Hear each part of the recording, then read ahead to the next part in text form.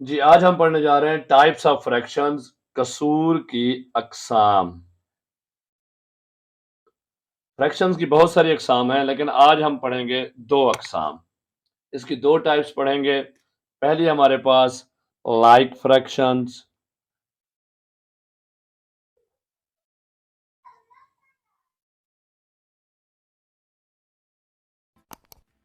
जिसको हम उर्दू में कहते हैं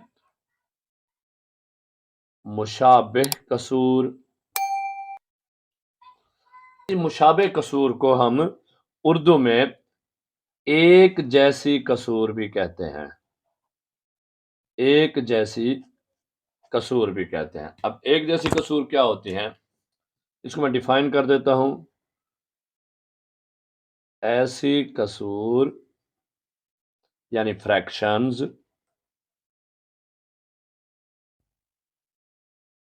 जिनके नसबनुमा, देखिए नसबनुमा या मखरज, हम मखरज दोनों कहते हैं। अगर दोनों में से कोई भी आ जाए तो आपको समझ, मखरज नुमा, मखरज अब होते क्या है, इंग्लिश में इसको कहते हैं डिनोमिनेटर। डिनोमिनेटर एक जैसे हों, एक जैसे हों मुशाबा कसूर कहलाती हैं। अच्छा, इसको हम इंग्लिश में जब शॉर्ट फॉर्म में हमने लिखना हो तो शॉर्ट हम इसको इंग्लिश में कर सकते हैं फ्रैक्शंस विद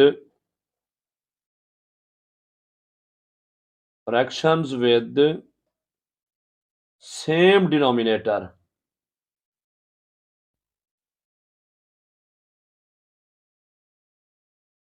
यानी एक ही डिनोमिनेटर के साथ। अब देखिए इसके हमारे पास एग्जांपल्स हैं, मुख्तलिफ एग्जांपल्स हम देते हैं। ये 3/5, 2/5, 1/5। अब इसको हम देखें तो क्या देखें इसको, इसका जो डिनोमिनेटर है ये देखें, ये मखरज नीचे वाला एक ही आ रहा है, एक आ रहा है ना। अच्छा, इसके हम एक और एग्जांपल भी देख सकते हैं। हमारे पास हो सकता है जनाब ये 7/11, 9/11, 9/11 और 10/11। यानी 11 इनका डिनोमिनेटर आ रहा है, डिनोमिनेटर सेम है। तो ये हमारे पास हो गई मुशाबा कसूर, लाइक फ्रैक्शंस। अब इसी तरह हम आ जाते हैं कि इसकी दूसरी किस्म है हमारे पास अनलाइक फ्रैक्शंस।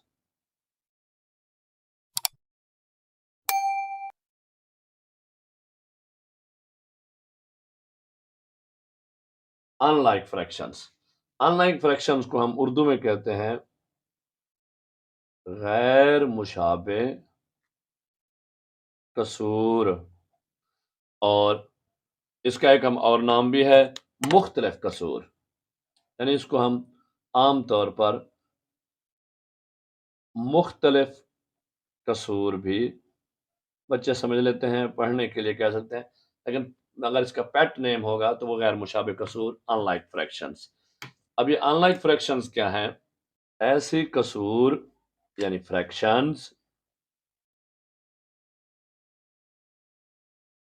जिनके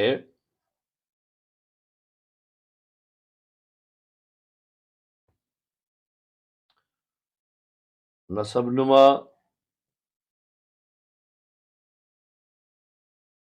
या मखरज एक ही चीज है, जिसको हम इंग्लिश में कहते हैं डिनोमिनेटर। डिनोमिनेटर्स मुख्तलिफ हों, इसलिए हमने इसको रखा था मुख्तलिफ कसूर। अब इसके हम एग्जांपल दे देते हैं। अच्छा, इसको हम एग्जांपल से पहले इंग्लिश में हम कहते हैं इसको फ्रैक्शंस विद डिफरेंट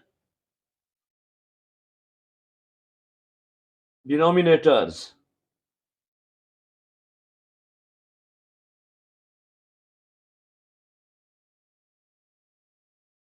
ये शॉर्ट फॉर्म समझने के लिए है। अब इसको हम क्या कहते, अब इसकी एग्जांपल देख लेते हैं। देखिए इस एग्जांपल हो सकती हैं 2/3, और इसके साथ हमारे पास अगर आ जाता है 4/5। अब ये जो है, इसमें अगर हम देखें दोनों के हमारे पास डिनोमिनेटर देखें मुख्तलिफ हैं आपस में। इसका 3 है, इसका 5 है, इसका 3 है, इसका 5 है। इसका हम एक और सेट देख लेते हैं।